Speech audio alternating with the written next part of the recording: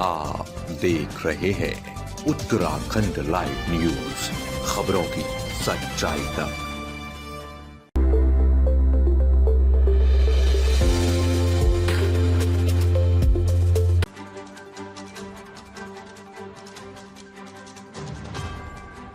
उत्तराखंड में डिजिटल क्रांति की ओर एक और कदम, सीएम धामी ने आईसीटी सक्षम सेवाओं का किया शुभारंभ। उत्तराखंड राज्य में डिजिटल इंडिया मिशन को साकार करते हुए मुख्यमंत्री पुष्कर सिंह धामी ने सूचना एवं संचार प्रौद्योगिकी आधारित सेवाओं की एक नई श्रृंखला का शुभारंभ किया। इस अवसर पर उन्होंने संबंधित लाभार्थियों को प्रमाण पत्र भी वितरित किए। मुख्यमंत्री ने कहा, आज हम S3 वास प्लेटफॉर्म पर 71 विभागीय वेबसाइटों का लोकार्पण कर रहे हैं। ये वेबसाइटें सरकारी सूचनाओं को न केवल सुरक्षित रखेंगी बल्कि आमजन तक समयबद्ध और पारदर्शी तरीके से पहुंच भी सुनिश्चित करेंगी। कार्यक्रम में मुख्यमंत्री ने बताया कि अब राज्य में GIS आधारित वेब सेवाओं की शुरुआत भी की जा रही है, जो शहरी क्षेत्रों में कचरा संग्रहण कर्मचारियों की वास्तविक समय पर निगरानी को संभव बनाएगी। ये प्रणाली स्वच्छता व्यवस्था को और अधिक प्रभावी एवं उत्तरदायी बनाने की दिशा में एक महत्वपूर्ण पहल साबित होगी। उन्होंने आगे कहा, हम एक विकसित भारत के विजन के साथ आगे बढ़ रहे हैं और उत्तराखंड को तकनीकी रूप से सशक्त राज्य बनाने के लिए हर आवश्यक कदम उठा रहे हैं। ICT के माध्यम से सुशासन, पारदर्शिता और जवाबदेही को मजबूत करना हमारी प्राथमिकता है। इस कार्यक्रम में विभिन्न विभागों के अधिकारी, तकनीकी विशेषज्ञ और लाभार्थी बड़ी संख्या में उपस्थित रहे।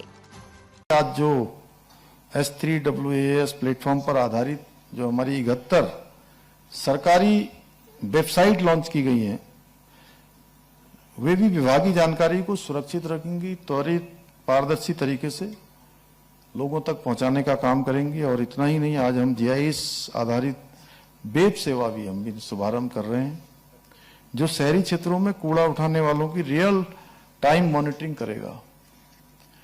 और ऐसे समय में ये सेवा बहुत महत्वपूर्ण है जब हम विकसित भारत के संकल्प को लेकर आगे बढ़ रहे हैं।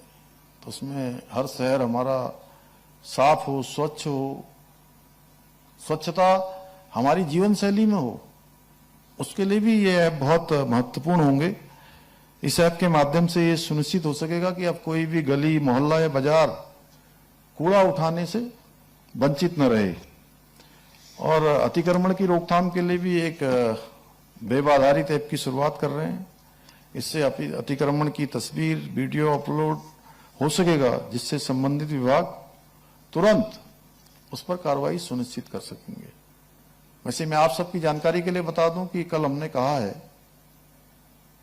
कि कोई भी अतिक्रमण होता है, नदी नालों के किनारे कोई निर्माण कार्य होता है, तो शायद वो शासनादेश भी निकल जाएगा। अगर नहीं निकला होगा तो आप आज की कल, वैसे हमने मीटिंग में कल ये बात कर दी थी, शायद निकल गया होगा या निकल जाएगा, कि अब जिसके क्षेत्र में भी ऐसे अतिक्रमण होंगे नदी नालों के किनारे, कोई सरकारी जमीनों पर, तो उस क्षेत्र के पटवारी की जिम्मेदारी होगी, उस क्षेत्र के लेखपाल कानूनगो की जिम्मेदारी होगी, उस क्षेत्र के SDM और तहसीलदार की जिम्मेदारी होगी।